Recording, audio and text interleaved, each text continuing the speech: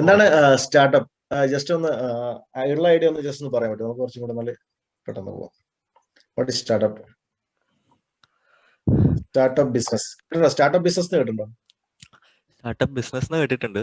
അത് നമ്മളിപ്പോ പുതിയൊരു ഓൺടർപ്രണർ ആയിട്ട് സ്റ്റാർട്ട് ചെയ്യുന്ന ആ രീതിയിലാണോ? അങ്ങനെയാണോ? അതെ അതെ. So what's the difference between startup and traditional business? ഇപ്പം പ്രധാനമന്ത്രി തന്നെ പറഞ്ഞു പറഞ്ഞാൽ ഇന്ത്യയിൽ ഇനി സ്റ്റാർട്ടപ്പുകളുടെ കാലമായിരിക്കും പറഞ്ഞത്. ട്രഡീഷണൽ ബിസിനസ് ഒക്കെ പോയി സ്റ്റാർട്ടപ്പുകളുടെ കാലം എന്നാ പറഞ്ഞത്. എനിക്ക് തോന്നുന്നു കുറച്ച് ഇൻവെസ്റ്റേഴ്സ് ഇൻവെസ്റ്റ് ചെയ്തിട്ട് അതായത് നമുക്കൊരു ഇൻവെസ്റ്റ്മെന്റ് വരുന്ന രീതിയിൽ നമ്മൾ സ്റ്റാർട്ട് ചെയ്യുന്ന ബിസിനസ് ആണോ? അതായത് നമ്മുടെ കയ്യിലുള്ള പൈസ കൂടാണ്ട് നമുക്കൊരു മേജർ സ്പോൺസേഴ്സ് അല്ലെങ്കിൽ കുറച്ച് ഇൻവെസ്റ്റേഴ്സ് ആ രീതിയിലാണോ ഉദ്ദേശിക്കുന്നത്? അതൊരു പോയിന്റ് തന്നെയാണ്. ഇൻവെസ്റ്റ്മെന്റ് കിട്ടുന്ന പറഞ്ഞൊരു പോയിന്റ് തന്നെയാണ്. ആക്ച്വലി ദ ഡിഫറൻസ് എന്ന് പറഞ്ഞു കഴിഞ്ഞാല് സ്റ്റാർട്ടപ്പ് വിത്ത് ട്രഡീഷണൽ ബിസിനസ് എന്ന് പറഞ്ഞു കഴിഞ്ഞാല് ഫസ്റ്റത്തെ തിങ് പറഞ്ഞാൽ മൈൻഡ് സെറ്റ് ആണ്. ഓണ്ടർപ്രണർ മൈൻഡ് സെറ്റ് ആണ് ഡിഫറെന്റ്.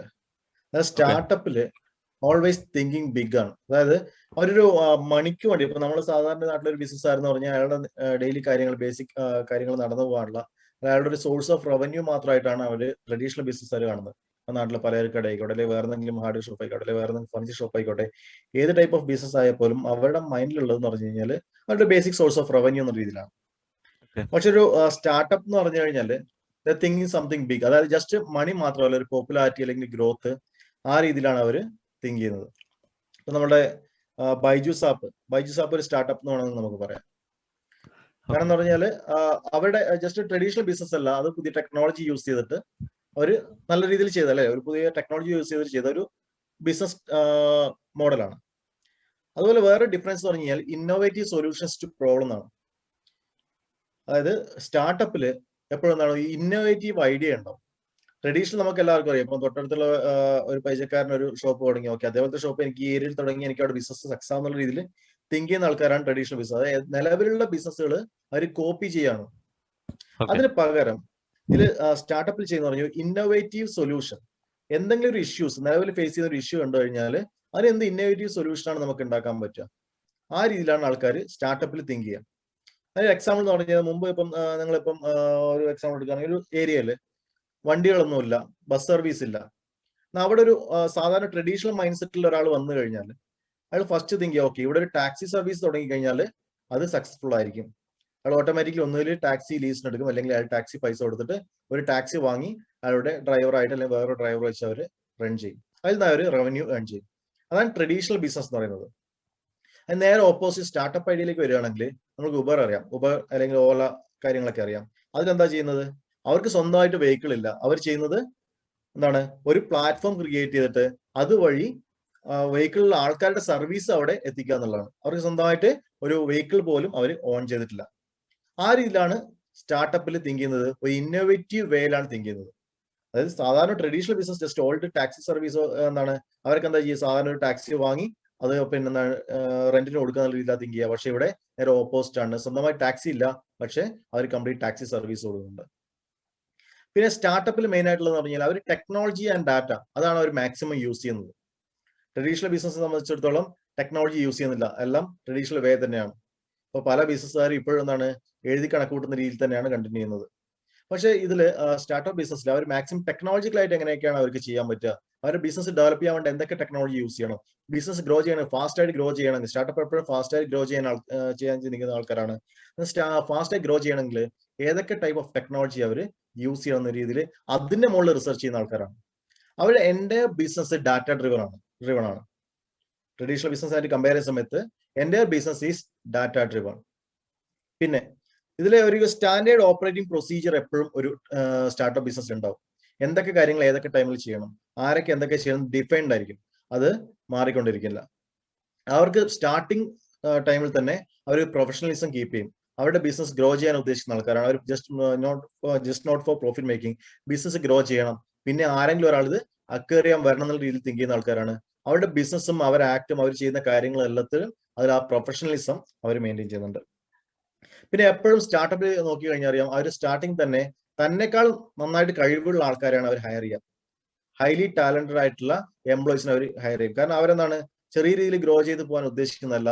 അവർ ഹയർ ഗ്രോത്ത് എക്സ്പെക്ട് ചെയ്യുന്നത് വിത്തിൻ 3 or 4 years ഈ ബിസിനസ് ഗ്രോ ചെയ്യണം എന്ന് ആഗ്രഹിക്കുന്ന ആൾക്കാരാണ്. മാക്സിമം ടാലന്റഡ് ആയിട്ടുള്ള ആൾക്കാരെയാണ് ഇവർ ഹയർ ചെയ്യുക. പിന്നെ അവർ പ്രോഫിറ്റ് സെൻട്രിക് അല്ല, നേരത്തെ പറഞ്ഞ പോലെ പ്രോഫിറ്റ് സെൻട്രിക് അല്ല. അവരുടെ ബിസിനസ് ലോസ് മേക്കിംഗ് ആയിരിക്കാം, അവരൊന്നും മൈൻഡ് ചെയ്യില്ല. എത്ര ലോസ് മേക്കിംഗ് ആയാലും അവർ അതിനെക്കുറിച്ച് കെയർ ചെയ്യുന്നില്ല. അവരുടെ ലക്ഷ്യം എന്ന് പറഞ്ഞാൽ ഫ്യൂച്ചറിൽ ഈ ബിസിനസ്സിന് ഒരു വാല്യൂ ഉണ്ടാവണം, ഈ ബിസിനസ്സിന് ഒരു വാല്യൂ ഉണ്ടാവണം തിങ്ക് ചെയ്യുന്ന ആൾക്കാരാണ് ഇവർ. ഫോർ എക്സാമ്പിൾ ഫ്ലിപ്കാർട്ടിന്റെ ഒരു വാൾമാർട്ട് അക്വയർ ചെയ്യുന്ന സമയത്ത് അതിന് 8,000 crores ലോസ് ആണ് ഉണ്ടായിരുന്നത്. ആ കമ്പനി അത്രയും ലോസ് മേക്കിംഗ് കമ്പനി അക്വയർ ചെയ്തത് അറൌണ്ട് 1 lakh crore rupees-നാണ്. അതാണ് അവരുടെ മെയിൻ തിങ്ക്. അതാണ് അവർ പ്രോഫിറ്റ് ഉദ്ദേശിച്ച് ചെയ്യുന്ന കമ്പനി ആയിരുന്നെങ്കിൽ പണ്ടേ ഫ്ലിപ്കാർട്ട് കൂട്ടിപ്പോയനെ. പക്ഷെ അവരെന്താണ് പ്രോഫിറ്റ് സെൻട്രിക് അല്ല, അവരുടെ ബിസിനസ് ഗ്രോ ചെയ്യണമെന്ന രീതിയിൽ മുമ്പോട്ട് പോയതാണ്. ഇവൻ ബൈജൂസ് ആപ്പ് ആണെങ്കിലും സെയിം മെത്തേഡ് തന്നെയാണ് പോകുന്നത്. ഇപ്പൊ നമ്മുടെ നാട്ടിലൊക്കെ ഇഷ്ടംപോലെ സ്റ്റാർട്ടപ്പുകൾ ഒരുപാട് വരുന്നുണ്ട്. പല സ്റ്റാർട്ടപ്പുകളും ലോസ് മേക്കിംഗ് ആണ്. അവർ തിങ്ക് ചെയ്യുന്ന ഫ്യൂച്ചറിൽ എന്താണ് ഇതിന് ഗ്രോ ചെയ്യും, ഇത് അക്വയർ ചെയ്യാൻ ആൾക്കാർ വരുന്നുള്ളതാണ്. പിന്നെ എക്സ്റ്റേണൽ ഇക്വിറ്റി ഫണ്ടിങ്, സ്റ്റാർട്ടപ്പിന്റെ മെയിൻ സോഴ്സ് ഓഫ് ഫണ്ട് എന്ന് പറഞ്ഞാൽ എക്സ്റ്റേണൽ ഇക്വിറ്റി ഫണ്ടിങ് ആണ്. ഫണ്ടിങ് അല്ല, ഫണ്ടിങ് ആണ് കേട്ടോ. ഓക്കെ, എക്സ്റ്റേണൽ ഇക്വിറ്റി ഫണ്ടിങ് ആണ്. അതായത് അവർക്ക് ഓൺ സോഴ്സിൽ നിന്നുള്ള ഫണ്ട് വളരെ കുറവായിരിക്കും. ഓൺ സോഴ്സിലുള്ള ഫണ്ട് ലിമിറ്റഡ് സോഴ്സ്. കാരണം എന്താണ്, പുതിയ ടെക്നോളജി ഒക്കെ പഠിച്ചിറങ്ങുന്ന ബിടെക് സ്റ്റുഡൻസ് അതുപോലെ ആൾക്കാരായിരിക്കും മിക്ക ആൾക്കാരും. അവർക്ക് സ്വന്തമായിട്ട് ഫണ്ട് ഉണ്ടാവില്ല. എന്നാൽ അവരുടെ സ്റ്റാർട്ടപ്പ് ഐഡിയ അവര് ഫണ്ട് ചെയ്യാൻ താല്പര്യമുള്ള ആൾക്കാരുടെ മുമ്പിൽ പിച്ച് ചെയ്യും. അതവിടെ പ്രസന്റ് ചെയ്തിട്ട് അവർക്ക് സാറ്റിസ്ഫൈഡ് ആണെങ്കിൽ അവർ ഹ്യൂജ് ഇൻവെസ്റ്റ്മെന്റ് ചെയ്യും. ഇപ്പൊ ഞാൻ ഒരുപാട് സ്റ്റാർട്ടപ്പ് കമ്പനിയുടെ വർക്ക് ഒക്കെ ചെയ്യുന്നുണ്ട്. അവിടെ ഇതുപോലെ തന്നെ എന്താണ് അവർക്ക് ഒരുപാട് ഇൻവെസ്റ്റ്മെന്റ് കിട്ടിക്കൊണ്ടിരിക്കുന്നു. 1 CR 2 CR എന്നൊക്കെ പറഞ്ഞ് ഇൻവെസ്റ്റ്മെന്റ് കിട്ടിക്കൊണ്ടിരിക്കുന്നുണ്ട്. ഓക്കെ, പിന്നെ എക്സിറ്റ് സ്ട്രാറ്റജി. അതായത് ഈ ഫണ്ട് ഇട്ട ആൾക്കാർക്ക്, ഇപ്പൊ ഞാനൊരു ഇൻവെസ്റ്റർ ആണെങ്കിൽ ഞാനൊരു കമ്പനിയിൽ ഇതുപോലെ സ്റ്റാർട്ടപ്പ് കമ്പനിയിൽ ഫണ്ട് ഇടുന്നുണ്ടെങ്കിൽ ഞാൻ യാതൊരു റിട്ടേണും എക്സ്പെക്ട് ചെയ്യാതെയാണ് ഇൻവെസ്റ്റ് ചെയ്യുന്നത്. മിക്ക സ്റ്റാർട്ടപ്പ് കമ്പനി ഇൻവെസ്റ്റ് ചെയ്യുന്ന ആൾക്കാർക്ക് 0 ഡിവിഡൻഡ് റേറ്റിനാണ് ഇഷ്യൂ ചെയ്യുക. 0.001, അതായത് എന്തെങ്കിലും ഒരു ശതമാനം കൊടുക്കണം നിയമമുള്ളത് കൊണ്ട് 0.001% ഇൻവെസ്റ്റ് ചെയ്യാം. അവർ പറയുന്നതാണ് നമുക്ക് റിട്ടേൺ ഒന്നും വേണ്ട. പക്ഷെ എന്താണ് അവർ അവിടെ നോക്കുന്നത് കമ്പനിയുടെ ഫ്യൂച്ചറാണ്. ഫ്യൂച്ചറിൽ കമ്പനി ഗ്രോ ചെയ്യുന്ന സമയത്ത് അവർക്ക് അവരുടെ ഷെയർസ് സെല്ല് ചെയ്തിട്ട് അവിടുന്ന് പോകണം. ഇപ്പം അവർ 10 rupees ഷെയർ വാങ്ങുന്നുണ്ടെങ്കിൽ അത് ആഫ്റ്റർ 10 years ആ 10 rupees ചിലപ്പോൾ 10,000 rupees ആകാം. ആ സമയത്ത് അവരുടെ ഷെയർസ് വിറ്റിട്ട് പോകാനുള്ള ഒരു ഓപ്ഷൻ അവർക്ക് കൊടുക്കണം. അതാണ് എക്സിറ്റ് സ്ട്രാറ്റജി. ഏത് ടൈമിലാണ് അവർക്ക് ഷെയർ സെല് ചെയ്യാൻ വേണ്ടി പറ്റുക, 10 years or 20 years വാട്ടവർ, ആ സമയത്ത് അവർക്ക് ഫണ്ട് അവരുടെ ഷെയർസ് വിറ്റിട്ട് അവർ ചെറിയ പൈസയ്ക്ക് വാങ്ങിയത് അതിന് എത്രയോ ടൈംസ് വാല്യൂവിന് അവർ സെല് ചെയ്തിട്ട് അവിടുന്ന് ഔട്ടായി പോയി അതിൽ അടുത്ത വേറൊരു സ്റ്റാർട്ടപ്പിൽ അവർ കൊണ്ടുപോയി ഇൻവെസ്റ്റ് ചെയ്യും. ആ രീതിയിലാണ് സ്റ്റാർട്ടപ്പിൽ ഇൻവെസ്റ്റ് ചെയ്യുന്ന ആൾക്കാർ തിങ്ക് ചെയ്യുക. സ്റ്റാർട്ടപ്പ് ബിസിനസ് ചെയ്യുന്ന ആൾക്കാരുടെ മൈൻഡ് സെറ്റ് അങ്ങനെ തന്നെയാണ്. അവരെന്ന് പറഞ്ഞു കഴിഞ്ഞാൽ ഒരു 1000 crores കമ്പനിയുടെ ഓണർ ആയിരിക്കുന്നതിനേക്കാളും ഒരു 1 lakh ബിസിനസ്സുള്ള ഒരു കമ്പനിയുടെ ഒരു 20% ഷെയർ ഹോൾഡ് ചെയ്യാന്ന രീതിയിൽ തിങ്ക് ചെയ്യുന്ന ആൾക്കാരായിരിക്കും ഈ സ്റ്റാർട്ടപ്പ് തുടങ്ങുന്ന ആൾക്കാർ. കാരണം 80% അവർ സെല് ചെയ്യും. പിന്നെ ഇതൊക്കെ കൊണ്ട് തന്നെ സ്റ്റാർട്ടപ്പിൽ എപ്പോഴും ഫെയിലിയർ റേറ്റ് ഭയങ്കര കൂടുതലാണ്. ട്രഡീഷണൽ ബിസിനസ് ഓൾമോസ്റ്റ് സക്സസ് ആയിരിക്കും. പക്ഷേ സ്റ്റാർട്ടപ്പ് ബിസിനസ്സിൽ 90% സ്റ്റാർട്ടപ്സും ഇന്ത്യയിൽ ഫെയിലിയർ ആണ്. 10%, ബാക്കിയുള്ള 10% ഹൈ ഗ്രോത്ത് റേറ്റിൽ പോകുന്ന സ്റ്റാർട്ടപ്പാണ്. സ്റ്റാർട്ടപ്പ് എല്ലാം തന്നെ സക്സസ് ആവണമെന്നില്ല. ടെക്നോളജി ബേസ്ഡ് ആയിരിക്കും, ഡാറ്റ ഡ്രിവൺ ആയിരിക്കും, വാട്ടെവർ. പക്ഷേ എല്ലാ സ്റ്റാർട്ടപ്പും സക്സസ് ആവണമെന്നില്ല. ഇപ്പൊ ഞാനൊരു മോർ ദാൻ 120-130 സ്റ്റാർട്ടപ്സിന്റെ വർക്ക് ഞാൻ ചെയ്യുന്നുണ്ട്. അത് എനിക്ക് തന്നെ ഇപ്പൊ വർക്ക് ചെയ്യുന്ന സമയത്ത് തന്നെ എനിക്കറിയാം അതിൽ ലെസ് ദാൻ 20 സ്റ്റാർട്ടപ്പ് മാത്രമേ സക്സസ് ആവുള്ളൂ. ഒരു 30ഓളം സ്റ്റാർട്ടപ്പുകൾ നോ പ്രോഫിറ്റ് ലോസ് മേക്കിംഗ് ഇതിൽ പോകും. ബാക്കി എല്ലാ സ്റ്റാർട്ടപ്പും ഇമ്മീഡിയറ്റ്ലി ക്ലോസ് ചെയ്യാൻ ചാൻസ് ഉള്ളതാണ്. അത് ബാക്കി അവർ മാറി ചിന്തിക്കുകയാണെങ്കിൽ, അല്ലെങ്കിൽ അവരുടെ നിലവിലെ ആ ഒരു ബിസിനസ് നിന്ന് വേറെ രീതിയിലേക്ക് ഡൈവേർഷൻ എടുത്തില്ലെങ്കിൽ ക്ലോസ് ചെയ്യാൻ ചാൻസ് ഉള്ള സ്റ്റാർട്ടപ്പുകളാണ് കൂടുതൽ. ഓൾ ഇന്ത്യ നോക്കുകയാണെങ്കിൽ 90% ഫെയിലിയർ ആണ്. ഇത് ഈ സ്റ്റാർട്ടപ്പ് ഇന്ത്യ എന്ന സ്കീം പ്രധാനമന്ത്രി 2015 ഇൻട്രൊഡ്യൂസ് ചെയ്തത് സ്റ്റാർട്ടപ്പ് എന്നുള്ള രീതിയിൽ. അതിൽ ഉദ്ദേശിക്കുന്നത് പറഞ്ഞാൽ മാക്സിമം ഗവൺമെന്റിന്റെ സപ്പോർട്ട്, പുതിയ ഇന്നോവേറ്റീവ് ഐഡിയ ആയിട്ട് വരുന്ന ആൾക്കാർക്ക് ഗവൺമെന്റ് സപ്പോർട്ട് കൊടുക്കുക, അതുപോലെ ഫണ്ടിങ് കൊടുക്കുക എന്നുള്ള ഉദ്ദേശത്തോടെയാണ് ഗവൺമെന്റ് ഈ സ്കീം കൊണ്ടുവന്നത്. റീസെന്റ് കേരള ഗവൺമെന്റ് ഇപ്പൊ കേരള സ്റ്റാർട്ടപ്പ് മിഷനും സ്റ്റാർട്ടപ്പ് ഇന്ത്യക്ക് പുറമെ കേരള സ്റ്റാർട്ടപ്പ് മിഷൻ അതുപോലെ സ്റ്റാർട്ടപ്പിനെ സപ്പോർട്ട് ചെയ്യുന്ന സ്കീമുകളൊക്കെ ഉണ്ട്.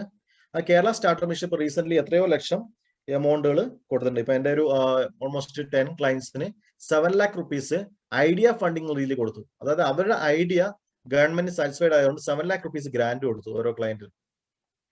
അതായത് മാക്സിമം എന്താണ് ഈ സ്റ്റാർട്ടപ്പ് എന്ന് ഉദ്ദേശിക്കുന്നത് ഗവൺമെന്റ് സപ്പോർട്ടോടെ ബിസിനസ് ഗ്രോ ചെയ്യുക, ഒരുപാട് എംപ്ലോയ്മെന്റ് ഓപ്പർച്യൂണിറ്റീസ് ക്രിയേറ്റ് ചെയ്യുക എന്നുള്ളതാണ്.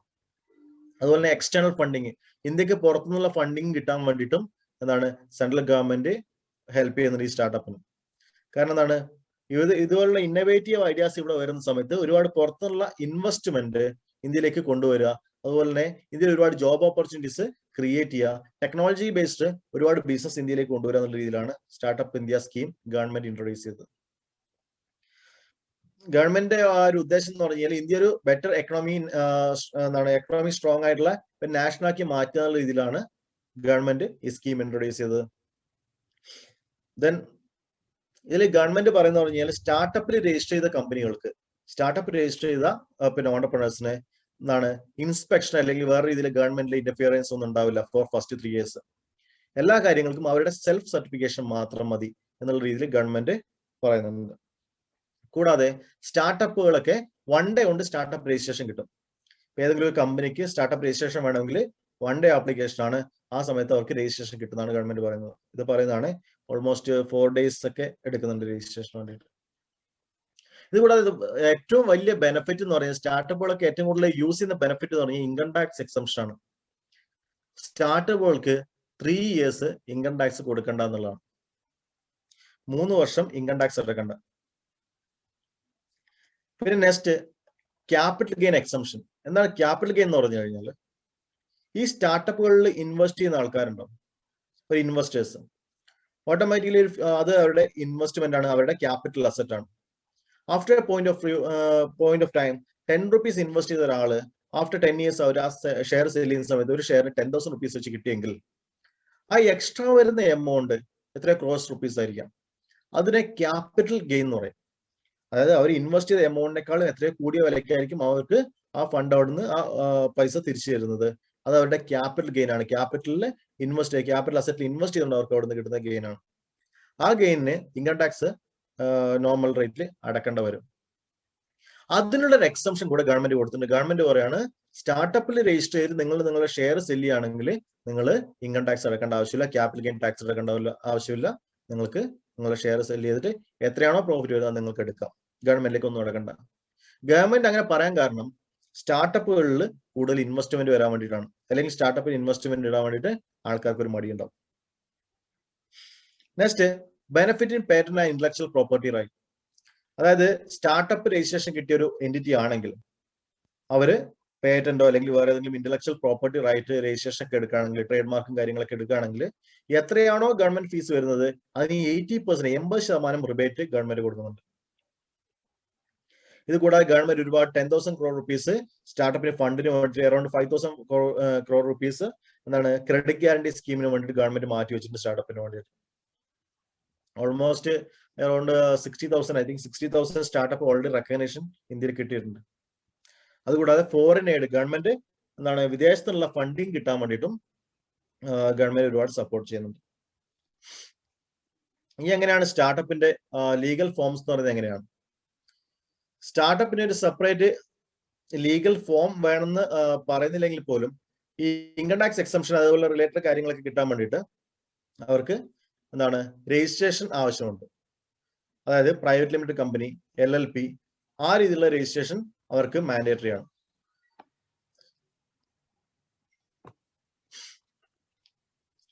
DPIIT എന്ന് പറയും. DPIIT എന്ന് പറഞ്ഞാൽ department four promotion of industrial and internal trade. അതിന്റെ രജിസ്ട്രേഷൻ നിർബന്ധമാണ് സ്റ്റാർട്ടപ്പിൽ രജിസ്ട്രേഷൻ കിട്ടാൻ വേണ്ടിയിട്ട്. ഇനി എന്താണ് സ്റ്റാർട്ടപ്പ് ഇന്ത്യ സ്കീം, അതിന്റെ പർപ്പസ് എന്താണ്, എന്ത് പർപ്പസിനാണ് ഗവൺമെന്റ് ഇൻട്രൊഡ്യൂസ് ചെയ്തത്, പിന്നെ സ്റ്റാർട്ടപ്പ് ഇന്ത്യ സ്കീമിൽ രജിസ്ട്രേഷൻ കിട്ടാൻ വേണ്ടിയിട്ട് എന്താ ചെയ്യേണ്ടത്, അതിന്റെ ബെനിഫിറ്റ് എന്തൊക്കെയാണെന്നുള്ളതാണ്, ലീഗൽ ആയിട്ടുള്ള ബെനിഫിറ്റ് എന്തൊക്കെയുള്ളതാണ് ഇപ്പോൾ ഡിസ്കസ് ചെയ്യുന്നത്. അതായത് ഒരു പ്രൈവറ്റ് ലിമിറ്റഡ് കമ്പനി ആയിട്ട് അല്ലെങ്കിൽ ഒരു പാർട്ണർഷിപ്പ് ഫേമായിട്ട് ഒരു LLP ആയിട്ട് രജിസ്റ്റർ ചെയ്യുന്ന സ്റ്റാർട്ടപ്പിന് മാത്രമേ രജിസ്ട്രേഷൻ കിട്ടാൻ കൂടുതൽ ചാൻസ് ഉള്ളൂ. കൂടാതെ അവർ സ്റ്റാർട്ടപ്പിൽ രജിസ്റ്റർ ചെയ്യുന്ന ഒരു കമ്പനി ആണെങ്കിൽ ആ രജിസ്ട്രേഷൻ എടുക്കുന്ന ഡേറ്റ് എപ്പോഴാണോ ആ ഡേറ്റിൽ ആ ബിസിനസ്സിന് 10 വർഷത്തിൽ കൂടുതൽ ആയുസ് ഉണ്ടാവാൻ പാടില്ല. അതായത് 10 വർഷം പഴക്കമുള്ള ഒരു കമ്പനിക്ക് സ്റ്റാർട്ടപ്പ് രജിസ്ട്രേഷൻ കിട്ടില്ലെന്നാണ് പറയുന്നത്. പിന്നെ സ്റ്റാർട്ടപ്പ് രജിസ്ട്രേഷൻ കിട്ടുമെങ്കിൽ നെക്സ്റ്റ് കണ്ടീഷൻ പറയുന്നത് ആ കമ്പനിയുടെ financial turn over previous financial ഇയറിൽ 100 കോടി എക്സീഡ് ചെയ്യാൻ പാടില്ല. 100 crores മുകളിൽ ടേൺ ഓവറുള്ള കമ്പനിക്ക് സ്റ്റാർട്ടപ്പ് രജിസ്ട്രേഷൻ കിട്ടില്ല.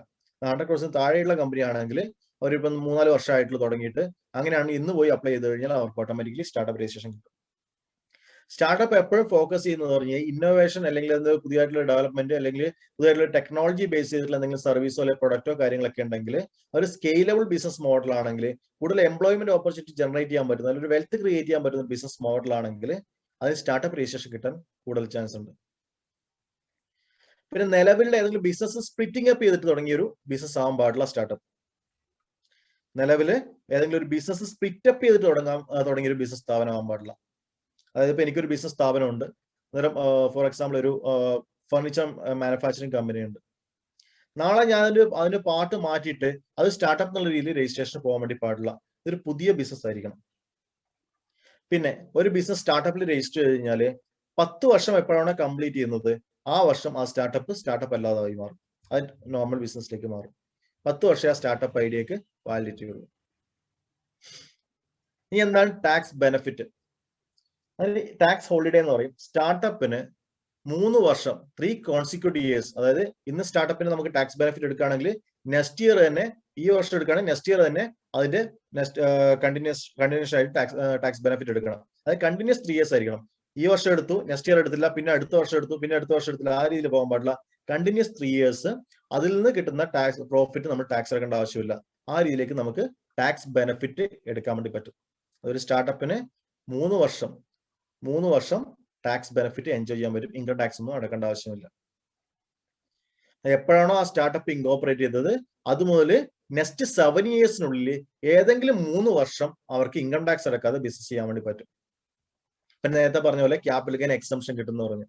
അതായത് സ്റ്റാർട്ടപ്പിൽ ഇൻവെസ്റ്റ് ചെയ്ത ഇൻവെസ്റ്റർ അവരുടെ ഷെയർ പിന്നെ എപ്പോഴെങ്കിലും സെല് ചെയ്യുന്ന സമയത്ത് അവർക്ക് ടാക്സ് അടക്കാതെ അതിന്റെ കംപ്ലീറ്റ് ഇൻകം അയാൾക്ക് എൻജോയ് ചെയ്യാൻ പറ്റും. ഇനി സ്റ്റാർട്ടപ്പ് കിട്ടണമെങ്കിൽ എങ്ങനെയാണ് അതിന്റെ അപ്രൂവൽ കിട്ടുക? സ്റ്റാർട്ടപ്പിൽ എങ്ങനെയാണ് അപ്രൂവൽ കിട്ടുക എന്ന് പറഞ്ഞു കഴിഞ്ഞാൽ അങ്ങനെയാണ് ഇൻകം ടാക്സ് ബെനിഫിറ്റ് കിട്ടുക. എല്ലാവർക്കും ഇൻകം ടാക്സ് ബെനിഫിറ്റ് കിട്ടും. ഇപ്പം ഒരു പ്രൊപ്പറേറ്റർഷിപ്പ് സ്റ്റാർട്ടപ്പിൽ രജിസ്ട്രേഷൻ ട്രൈ ചെയ്തു, അവർക്ക് സ്റ്റാർട്ടപ്പ് രജിസ്ട്രേഷൻ കേസ് കിട്ടി എന്ന് വിചാരിക്കുക. അല്ലെങ്കിൽ പാർട്ണർഷിപ്പ് സ്റ്റാർട്ടപ്പിൽ അപ്ലൈ ചെയ്തു, അവർക്ക് സ്റ്റാർട്ടപ്പ് രജിസ്ട്രേഷൻ കിട്ടി. ഒരു LLP അപ്ലൈ ചെയ്തു, ഒരു പ്രൈവറ്റ് ലിമിറ്റഡ് കമ്പനി അപ്ലൈ ചെയ്തു, അവർക്കൊക്കെ സ്റ്റാർട്ടപ്പ് രജിസ്ട്രേഷൻ കിട്ടി. പക്ഷെ അവർക്കൊക്കെ ഇൻകം ടാക്സിന്റെ ഈ 3 വർഷത്തെ ഇൻകം ടാക്സ് അടക്കേണ്ട എന്നുള്ള ബെനിഫിറ്റ് കിട്ടും എന്നുള്ളതാണ് ക്വസ്റ്റ്യൻ. ഒരു രജിസ്റ്റേർഡ് പാർട്ണർഷിപ്പ് ഫേം ആണെങ്കിൽ അവർക്ക് ടാക്സ് ഹോളിഡേ ഇല്ല. അതായത് 3 വർഷം ഇൻകം ടാക്സ് ബെനിഫിറ്റ് ഉള്ളത് ഒരു പാർട്ണർഷിപ്പ് ഫേമിന് കിട്ടില്ല. പാർട്ണർഷിപ്പ് ഫേമിന് ഒരിക്കലും ടാക്സ് ഹോളിഡേ എൻജോയ് ചെയ്യാൻ പറ്റില്ല. 3 വർഷത്തെ ഇൻകം ടാക്സ് എക്സംഷൻ അവർക്ക് കിട്ടില്ല. അത് കിട്ടുന്നത് LLPക്കും പ്രൈവറ്റ് ലിമിറ്റഡ് കമ്പനിക്കുമാണ് ടാക്സ് ബെനിഫിറ്റ് എൻജോയ് ചെയ്യാൻ പറ്റും. LLP limited liability partnership or private limited എന്ന ലീഗൽ ഫോമിലേക്ക്, ആ ലീഗൽ എൻറ്റിറ്റി ഫോമിലേക്ക് രജിസ്റ്റർ ചെയ്യുന്ന കമ്പനികൾക്ക് മാത്രമേ സ്റ്റാർട്ടപ്പ് ബെനിഫിറ്റ്, അതായത് ടാക്സ് ഹോളിഡേ ബെനിഫിറ്റ് എൻജോയ് ചെയ്യാൻ പറ്റുള്ളൂ. സ്റ്റാർട്ടപ്പ് രജിസ്ട്രേഷൻ കിട്ടുന്നതിന് പാർട്ണർഷിപ്പ് ഫേമിനൊന്നും കുഴപ്പമില്ല. പക്ഷേ ഈ ടാക്സ് ബെനിഫിറ്റ് കിട്ടണമെങ്കിൽ നിർബന്ധമായും ഒന്നുകിൽ അത് LLP ആയിരിക്കണം, അല്ലെങ്കിൽ പ്രൈവറ്റ് ലിമിറ്റഡ് കമ്പനി ആയിരിക്കണം. ഇതിന്റെ പ്രോസസ്സ് എങ്ങനെയാണെന്നുള്ളത് നമുക്ക് എത്ര റിലവന്റ് ആണെന്ന് അറിയില്ല. സ്റ്റാർട്ടപ്പ് ചെയ്യുന്ന ആൾക്കാരാണെങ്കിൽ അതിന് റിലവന്റ് ആണ്. എങ്ങനെയാണ് സ്റ്റാർട്ടപ്പ് രജിസ്ട്രേഷൻ കിട്ടുക? സ്റ്റാർട്ടപ്പ് രജിസ്ട്രേഷൻ എടുക്കണമെങ്കിൽ ഫസ്റ്റ് ഓൺലൈനായിട്ട് ആപ്ലിക്കേഷൻ സബ്മിറ്റ് ചെയ്യണം. സ്റ്റാർട്ടപ്പ് ഇന്ത്യയുടെ സൈറ്റിൽ പോയി ഓൺലൈനായിട്ട് ആപ്ലിക്കേഷൻ സബ്മിറ്റ് ചെയ്യുക. അതിന്റെ കൂടെ തന്നെ എന്താണ് സർട്ടിഫിക്കറ്റ് ഓഫ് ഇൻകോർപ്പറേഷൻ, നമ്മുടെ കമ്പനിയുടെ രജിസ്ട്രേഷൻ ലെറ്റർ, ദെൻ നമ്മുടെ കമ്പനിയെ കുറിച്ച് ഒരു ഡീറ്റെയിൽസ്, എന്തൊക്കെയാണ് നമ്മുടെ ഇന്നോവേഷൻ, എന്തൊക്കെയാണ് നമ്മൾ എത്ര എംപ്ലോയ്മെന്റ് ജനറേഷൻ നടത്തുന്നുണ്ട്, എന്തൊക്കെയാണ് നമ്മൾ ബിസിനസ് ചെയ്യാൻ ഉദ്ദേശിക്കുന്ന ഈ കാര്യങ്ങൾക്ക് ഒരു റൈറ്റ് അപ്പ് കൊടുക്കുക. നമ്മുടെ കമ്പനി രജിസ്ട്രേഷൻ സർട്ടിഫിക്കറ്റിന്റെ കൂടെ ഓൺലൈനായിട്ട് ഈ ഒരു ഡിസ്ക്രിപ്ഷനിൽ കൊടുക്കുക. DPIIT എന്താണെന്ന് പറഞ്ഞാൽ ആ ഡോക്യുമെന്റ്സ് ഒക്കെ വെരിഫൈ ചെയ്യും. ആ ഇൻഫർമേഷൻ ഒക്കെ ചെക്ക് ചെയ്ത് തീരുമാനിക്കും ഇതൊരു സ്റ്റാർട്ടപ്പ് ആണോ, ഇതിൽ ഒരുപാട് എംപ്ലോയ്മെന്റ് ഓപ്പർച്യൂണിറ്റി ക്രിയേറ്റ് ചെയ്യാൻ പറ്റുമോ, ഇതൊരു ഇന്നോവേറ്റീവ് ബിസിനസ് ഐഡിയ ആണോ, ഇതൊക്കെ ആര് ഗവൺമെന്റ് സൈഡിൽ നിന്ന് അവർ ചെക്ക് ചെയ്യും. ചെക്ക് ചെയ്തിട്ട് അവർക്ക് ഓക്കെ ആണെങ്കിൽ അവരെന്ത് ചെയ്യും, അത് ആക്സെപ്റ്റ് ചെയ്യും. ഓക്കെ, എന്നിട്ട് നമുക്ക് രജിസ്ട്രേഷൻ ലെറ്റർ കിട്ടും. നിങ്ങളുടെ ബിസിനസ് സ്റ്റാർട്ടപ്പ് ആയിട്ട് രജിസ്റ്റർ ചെയ്തിട്ടുണ്ട്, നിങ്ങൾക്ക് ഇൻകം ടാക്സിന്റെ ബെനിഫിറ്റ് തന്നിട്ടുണ്ട്, ഈ കാര്യങ്ങളൊക്കെ പറഞ്ഞ് നമുക്കൊരു ലെറ്റർ കിട്ടും. അവർക്ക് തോന്നുന്നതാണ് ഓക്കെ ഈ ആപ്ലിക്കേഷൻ സബ്മിറ്റ് ചെയ്തതിൽ എന്തൊക്കെയോ പ്രശ്നങ്ങളുണ്ട്, വേറെ ആരുടെയോ ബിസിനസ് കോപ്പി ചെയ്തതാണ്, ഇതിലൊരു ഇന്നോവേഷനും ഇല്ല എന്ന് തോന്നുകയാണെങ്കിൽ അവരെന്ത് ചെയ്യും, അത് റിജക്ട് ചെയ്തിട്ട് റീസബ്മിഷൻ തരും. റീസബ്മിഷൻ ഇൻ ദ സെൻസ് നമ്മളത് എന്തെങ്കിലും ചേഞ്ചസ് വേണമെങ്കിൽ ആ ചേഞ്ചസ് കൊടുക്കണം, അല്ലെങ്കിൽ അവർക്ക് എന്തെങ്കിലും ക്ലാരിഫിക്കേഷൻ വേണമെങ്കിൽ അതിനുള്ള ക്ലാരിഫിക്കേഷൻ കൊടുക്കണം. ഈ രജിസ്ട്രേഷന് വേണ്ടി ഗവൺമെന്റ് നമ്മൾ യാതൊരു തരത്തിലുള്ള ഫീസും കൊടുക്കേണ്ട ആവശ്യമില്ല. 0 ഫീസാണ്. ആർക്ക് വേണമെങ്കിലും അവരുടെ ബിസിനസ് ഇന്നോവേറ്റീവ് ഐഡിയ ആണെങ്കിൽ നമുക്ക് ഓൺലൈൻ കയറിയിട്ട് സ്റ്റാർട്ടപ്പ് രജിസ്ട്രേഷൻ ചെയ്യാം. 3 വർഷത്തെ ഇൻകം ടാക്സ് ബെനിഫിറ്റ് എൻജോയ് ചെയ്യാം. എന്താണ് അതുപോലെ ട്രേഡ് മാർക്കിന്റെ സബ്സിഡി എൻജോയ് ചെയ്യാം, പേറ്റന്റിന്റെ സബ്സിഡി എൻജോയ് ചെയ്യാം, എല്ലാ തരത്തിലുള്ള ഗവൺമെന്റ് ബെനിഫിറ്റ് എൻജോയ് ചെയ്യാം. ഇത് മാത്രമല്ല, ഒരുപാട് സ്റ്റാർട്ടപ്പ് ഐഡിയാസുമായിട്ട് അല്ലെങ്കിൽ സ്റ്റാർട്ടപ്പ് രജിസ്ട്രേഷൻ എടുത്ത ആൾക്കാരായിട്ട് ഇടയ്ക്കിടയ്ക്ക് ഗവൺമെന്റ് സെമിനാർസും കാര്യങ്ങളൊക്കെ വിളിക്കും. ആ സമയങ്ങളിൽ നമുക്ക് ഫ്രീ ആയിട്ട് പോയിട്ട് അവരായിട്ട് ഇന്ററാക്ട് ചെയ്യാൻ വേണ്ടി പറ്റും, അവരുടെ സ്റ്റാർട്ടപ്പ് ഐഡിയയെ കുറിച്ച് കേൾക്കാൻ വേണ്ടി പറ്റും, ഈ കാര്യങ്ങളൊക്കെ ഫ്രീ ആയിട്ട് ചെയ്യാൻ വേണ്ടി പറ്റും. കൂടാതെ ഗവൺമെന്റ് ഒരുപാട് സപ്പോർട്ട് സ്കീമുകൾ, ഗ്രാന്റുകൾ, കാര്യങ്ങളൊക്കെ കൊടുക്കുന്നുണ്ട്. ഇതൊക്കെ നമുക്ക് അവൈൽ ചെയ്യണമെങ്കിൽ നമ്മൾ രജിസ്ട്രേഷൻ നിർബന്ധമായിട്ട് എടുത്തിരിക്കണം. പിന്നെ നമ്മളൊരു ആപ്ലിക്കേഷൻ ഫയൽ ചെയ്തു, സ്റ്റാർട്ടപ്പ് രജിസ്ട്രേഷൻ ഒരു ആപ്ലിക്കേഷൻ ഫയൽ ചെയ്ത് അവർ റിജക്ട് ചെയ്ത് കഴിഞ്ഞാൽ നമുക്ക് വേറെ ഓപ്ഷൻ ഒന്നുമില്ല. നമുക്ക് ആകെയുള്ള ഓപ്ഷൻ എന്ന് പറഞ്ഞാൽ എന്താണ്, വീണ്ടും അപ്ലൈ ചെയ്യുന്നുള്ളതാണ്. ഒരു അപ്പീലും കാര്യങ്ങളൊന്നും ഇതിന് പറ്റില്ല. പിന്നെ നമുക്ക് ഹൈക്കോടതിയിൽ ഒരു റിറ്റ് പെറ്റീഷൻ ഫയൽ ചെയ്യാൻ വേണ്ടി പറ്റും. അത് മാത്രമേ നമുക്ക് ആകെ ചെയ്യാൻ വേണ്ടി പറ്റുള്ളൂ. സെൻട്രൽ ഗവൺമെന്റിന്റെ കംപ്ലീറ്റ് അതോറിറ്റിയാണ് ഇതിന് രജിസ്ട്രേഷൻ കൊടുക്കണോ വേണ്ടോ തീരുമാനിക്കേണ്ടത്. പിന്നെ നേരത്തെ പറഞ്ഞ പോലെ തന്നെയാണ്, അവർ റിജക്ഷൻ ചെയ്ത് കഴിഞ്ഞാൽ അവർ നോക്കി ഓക്കെ നമ്മുടെ ആപ്ലിക്കേഷൻ പ്രോപ്പർ എല്ലാം തോന്നുകയാണെങ്കിൽ അവർക്ക് റിജക്ട് ചെയ്യാം, അല്ലെങ്കിൽ മാർക്ക് ഇൻകംപ്ലീറ്റ് ചെയ്യാം. എന്താണ് അവർ പറയുകയാണ്, ഓക്കെ ഇത് പ്രോപ്പർ അല്ല, നിങ്ങൾ ഒന്നും കൂടെ പ്രോപ്പർ ആക്കി തിരിച്ചയക്കും. അങ്ങനെ 3 times റിജക്ഷൻ ചെയ്ത് കഴിഞ്ഞാൽ പിന്നെന്താണ് നമുക്ക് 3 പ്രാവശ്യം റിജക്ഷൻ ചെയ്ത് കഴിഞ്ഞാൽ പിന്നെ നമുക്ക് ആപ്ലിക്കേഷൻ കൊടുക്കണമെങ്കിൽ 3 മാസം കഴിഞ്ഞിട്ട് മാത്രമേ നമുക്ക് ആപ്ലിക്കേഷൻ കൊടുക്കാൻ പറ്റൂ. അത് 3 പ്രാവശ്യം അവർ റിജക്ട് ചെയ്തു, ഇൻകംപ്ലീറ്റ് ആണ്, ഒന്നും കൂടെ കറക്റ്റ് ആയിട്ട് അയക്കും എന്ന് പറഞ്ഞു തന്നു, വീണ്ടും അതുപോലെ ചെയ്തു. പിന്നെ 3ാമത്തെ പ്രാവശ്യം ചെയ്ത് കഴിഞ്ഞാൽ പിന്നെ നമ്മൾ 3 മാസം വെയിറ്റ് ചെയ്യണം. എന്താ റിജക്ഷൻ മെയിൽ കിട്ടി 3 മാസം വെയിറ്റ് ചെയ്തെങ്കിൽ മാത്രമേ നമുക്ക് സ്റ്റാർട്ടപ്പിന് വീണ്ടും അപ്ലൈ ചെയ്യാൻ വേണ്ടി പറ്റുള്ളൂ. പിന്നെ എന്തിനാണ് ഒരു കമ്പനി, ഒരു ബിസിനസ് സ്ഥാപനം പ്രൈവറ്റ് ലിമിറ്റഡ് കമ്പനി ആയിട്ടോ അല്ലെങ്കിൽ LLP ആയിട്ടും രജിസ്റ്റർ ചെയ്യണം? എന്തുകൊണ്ട് പാർട്ണർഷിപ്പ് പറ്റില്ലെന്ന് പറയാൻ കാരണം, പാർട്ണർഷിപ്പിന് ടാക്സ് ഹോളിഡേ ഇല്ല. പാർട്ണർഷിപ്പ് ഇൻവെസ്റ്റ് ചെയ്ത് എമൗണ്ട് സെല് ചെയ്ത് കഴിഞ്ഞാൽ, അസറ്റ് സെല് ചെയ്ത് കഴിഞ്ഞാൽ, ഷെയർ സെല് ചെയ്ത് കഴിഞ്ഞാൽ ക്യാപിറ്റൽ ഗെയിൻ എക്സംഷൻ ബെനിഫിറ്റ് ഇൻവെസ്റ്റേഴ്സിന് കിട്ടില്ല. പിന്നെ ഇതുപോലെ എന്താണ് ഇൻകം ടാക്സ് ബെനിഫിറ്റ് കിട്ടുന്നില്ല, എക്സംഷൻ ബെനിഫിറ്റ് കിട്ടുന്നില്ല എന്ന് തോന്നിക്കഴിഞ്ഞാൽ ഒരു ഇൻവെസ്റ്ററും ഒരു പാർട്ണർഷിപ്പ് ഫേമിൽ ഇൻവെസ്റ്റ് ചെയ്യില്ല. കാരണം എന്താണ്, അവർക്ക് ഇൻകം ടാക്സ് ബെനിഫിറ്റ് കിട്ടുന്നില്ല, പിന്നെ എന്താണ് ക്യാപിറ്റൽ ഗെയിൻ ബെനിഫിറ്റ് കിട്ടുന്നില്ല, ഒന്നും കിട്ടുന്നില്ല. പിന്നെ എന്തിനാണ് നമ്മുടെ ഫണ്ട് ആ പാർട്ണർഷിപ്പ് ഫേമിൽ ഇൻവെസ്റ്റ് ചെയ്യണം എന്നുള്ള ഇൻവെസ്റ്റേഴ്സ് തിങ്ക് ചെയ്യും. എപ്പോഴും ഒരു പ്രൈവറ്റ് ലിമിറ്റഡ് കമ്പനി അല്ലെങ്കിൽ LLPയിൽ മാത്രമേ ഇൻവെസ്റ്റേഴ്സ് ഇൻവെസ്റ്റ് ചെയ്യുള്ളൂ. Then concessional rate of tax കാര്യങ്ങളൊന്നും എന്താണ് പാർട്ണർഷിപ്പ് ഫേമിനെ എൻജോയ് ചെയ്യാൻ വേണ്ടി പറ്റില്ല. അതിന്റെ പാർട്ണർഷിപ്പിൽ ജസ്റ്റ് ഒരു സ്റ്റാർട്ടപ്പ് എടുക്കാന്നല്ലാതെ യാതൊരു തരത്തിലുള്ള ഗവൺമെന്റ് ബെനിഫിറ്റും എൻജോയ് ചെയ്യാൻ വേണ്ടി പറ്റില്ല. ഇതാണ് ഒരു സ്റ്റാർട്ടപ്പ് രജിസ്ട്രേഷന്റെ സർട്ടിഫിക്കറ്റ് ഫോർമാറ്റ്. ഇതാണ് DIBP നമ്പർ, ഇതാണ് സ്റ്റാർട്ടപ്പ് രജിസ്ട്രേഷൻ നമ്പർ. നമ്മൾ സ്റ്റാർട്ടപ്പ് രജിസ്ട്രേഷൻ ഉണ്ടോ എന്ന് ചോദിച്ചു കഴിഞ്ഞാൽ ഈ നമ്പറാണ് പറയേണ്ടത്. ഇതാണ് നമ്മുടെ സ്റ്റാർട്ടപ്പ് രജിസ്ട്രേഷൻ നമ്പർ. ഈ രജിസ്ട്രേഷൻ നമ്പറാണ് നമ്മൾ ഇൻകം ടാക്സ് റിട്ടേൺ ഫയൽ ചെയ്യുന്ന സമയത്തൊക്കെ അതിൽ മെൻഷൻ ചെയ്യേണ്ടത്. ഇത് മെൻഷൻ ചെയ്ത് കഴിഞ്ഞാൽ നമുക്ക് എന്ത് ചെയ്യാൻ പറ്റില്ല, നമുക്ക് എന്താ ബെനിഫിറ്റ്, ഇൻകം ടാക്സ് അടക്കേണ്ട ആവശ്യമില്ല. എന്താ പറഞ്ഞിരിക്കുന്നത്, എന്താണ് ഈ പെർട്ടിക്കുലർ കമ്പനിക്ക് LLPക്ക് എന്താണ് സ്റ്റാർട്ടപ്പ് രജിസ്ട്രേഷൻ കിട്ടിയിട്ടുണ്ട്, അതിന് eligible to avail tax benefit of startup. Tax benefit startup എന്നുള്ള ടാക്സ് ബെനിഫിറ്റ് എൻജോയ് ചെയ്യാൻ പറ്റുന്നതാണ് ഇതിൽ പറഞ്ഞിരിക്കുന്നത്. ഇതാണ് സർട്ടിഫിക്കറ്റ്. സ്റ്റാർട്ടപ്പ് രജിസ്ട്രേഷൻ എടുത്തു കഴിഞ്ഞാലുള്ള സർട്ടിഫിക്കറ്റ് ഇതാണ്. ഇത്രയൊക്കെയാണ് സ്റ്റാർട്ടപ്പിനെ കുറിച്ച് മൊത്തത്തിൽ പറയാനുള്ളത്. ട്രഡീഷണൽ ബിസിനസ്സുമായിട്ട് എൻറ്റയർലി ഡിഫറെന്റ് ആണ് സ്റ്റാർട്ടപ്പ്. അതിന്റെ ഐഡിയാസ് ഡിഫറെന്റ് ആണ്, അത് വർക്ക് ചെയ്യുന്ന രീതി ഡിഫറെന്റ് ആണ്. ഗവൺമെന്റ് സപ്പോർട്ട്, ഗവൺമെന്റ് ലൈസൻസ് ഒക്കെ വളരെ പെട്ടെന്ന് എടുക്കാൻ പറ്റും നമുക്ക് സ്റ്റാർട്ടപ്പ് എന്നുള്ള രീതിയിൽ അപ്ലൈ ചെയ്ത് കഴിഞ്ഞാൽ. പക്ഷെ ഡെയിലി നമ്മളുടെ ഇപ്പം ഓഫീസിലൊക്കെ എനിക്കൊരു ഇന്നോവേറ്റീവ് ഐഡിയ എന്നൊക്കെ പറഞ്ഞ ആൾക്കാർ വരും. പക്ഷെ നമ്മളൊക്കെ കേൾക്കുന്നത് ചിലപ്പോൾ 20ാമത്തെ സെയിം ഐഡിയ ആയിരിക്കും കേൾക്കുന്നത്. എനിക്കൊരു ഇന്നോവേറ്റീവ് ഐഡിയ ഉണ്ട്, എനിക്ക് അതിന് സ്റ്റാർട്ടപ്പ് രജിസ്റ്റർ ചെയ്യണം എന്നൊക്കെ പറഞ്ഞ് ഇഷ്ടംപോലെ ആൾക്കാർ വരാറുണ്ട്. പക്ഷെ ചിലപ്പോൾ ഞാനത് 20ാമത്തെ ടൈം ആയിരിക്കും ആ ഇന്നോവേറ്റീവ് ഐഡിയ കേൾക്കുന്നത്. പക്ഷെ നമ്മൾ ആരെയും അങ്ങനെ നിരുത്സാഹപ്പെടുത്താൻ പാടില്ല. നമ്മൾ കാര്യങ്ങൾ പറഞ്ഞു കൊടുക്കും, ഇങ്ങനെ വേറെയും കേട്ടിട്ടുണ്ട്, പക്ഷെ നമുക്ക് ട്രൈ ചെയ്യാന്നുള്ള രീതിയിൽ പറഞ്ഞു കൊടുക്കുകയുള്ളൂ. ഇതൊക്കെയാണ് മൊത്തത്തിൽ വരിക. അധികം ഈ ലോക്ക്ഡൌൺ കഴിഞ്ഞാൽ അധികം വന്നുകൊണ്ടിരുന്നത് എന്താണ്, സൂപ്പർ മാർക്കറ്റിന്റെ ഇന്നോവേറ്റീവ് ഐഡിയ. നമ്മൾ ഓൺലൈനായിട്ട് സാധനം ബുക്ക് ചെയ്യും, എന്നിട്ട് വീട്ടിലെത്തിച്ചു കൊടുക്കും. അങ്ങനെ ഒരു ഐഡിയ നമുക്ക് കിട്ടിയിട്ടുണ്ട്, അങ്ങനെ ചെയ്യുന്ന പറഞ്ഞു ഏകദേശം എല്ലാ ആൾക്കാരും അത് തുടങ്ങിയിട്ടുണ്ടായിരുന്നു. ആടുനീള സൂപ്പർ മാർക്കറ്റ് ആയിരുന്നു, ഓൺലൈൻ സൂപ്പർ മാർക്കറ്റ്. പിന്നെ ആപ്ലിക്കേഷൻ, മൊബൈൽ ആപ്ലിക്കേഷൻ വഴി പല കാര്യങ്ങൾ. ഇതൊക്കെയാണ് മൊത്തത്തിൽ സ്റ്റാർട്ടപ്പ് എന്ന് പറഞ്ഞ് ചില ആൾക്കാർ വരുന്നത്. പക്ഷെ സ്റ്റാർട്ടപ്പ് എന്ന് പറഞ്ഞാൽ എൻ്റയർലി ഡിഫറെന്റ് ഐഡിയ ആയിട്ട് പല ആൾക്കാരും തുടങ്ങിയിട്ടുണ്ട്. അത് കുറെ സക്സസ് ആയിട്ടുള്ള കുറെ സ്റ്റാർട്ടപ്പുകളുണ്ട്. പക്ഷെ എന്താ നേരത്തെ പറഞ്ഞ പോലെ 90% സ്റ്റാർട്ടപ്പുകളും ഫെയിലർ ആണ്, 10% മാത്രമേ സക്സസ് ആവുന്നുള്ളൂ. അത് പക്ഷെ ആ സക്സസ് സ്റ്റാർട്ടപ്പ് ആഫ്റ്റർ 10 years അവരുടെ വാല്യൂ ഭയങ്കര കൂടുതലായിരിക്കും, അവരുടെ ബിസിനസിന്റെ ഗ്രോത്ത് റേറ്റ് ഭയങ്കര കൂടുതലായിരിക്കും. ആ സമയത്ത് അവർ ആ ബിസിനസ് സെല് ചെയ്ത് കഴിഞ്ഞാൽ ക്രോസ് ഓഫ് എമൗണ്ട് അവർക്ക് അവിടുന്ന് ഏൺ ചെയ്യാൻ വേണ്ടി പറ്റും. ഇപ്പോൾ 10 lakh വെച്ച് തുടങ്ങുന്നതായിരിക്കും, പക്ഷെ എത്രയോ കോടികൾക്ക് അവർക്ക് ആ ബിസിനസ് സെല് ചെയ്യാൻ വേണ്ടി പറ്റും. ഇതൊക്കെയാണ് ഒരു സ്റ്റാർട്ടപ്പിനെ കുറിച്ച് ബേസിക് ആയിട്ട് പറയുന്നത്. ഓക്കെ, വളരെ കുറച്ച് പ്രസന്റേഷൻ മാത്രമേ ഉള്ളൂ. എന്തെങ്കിലും ഡൗട്ട് ഉണ്ടെങ്കിൽ നമുക്ക് നിങ്ങൾ ചോദിക്കാം, ഇന്ററാക്ട് ചെയ്യാം.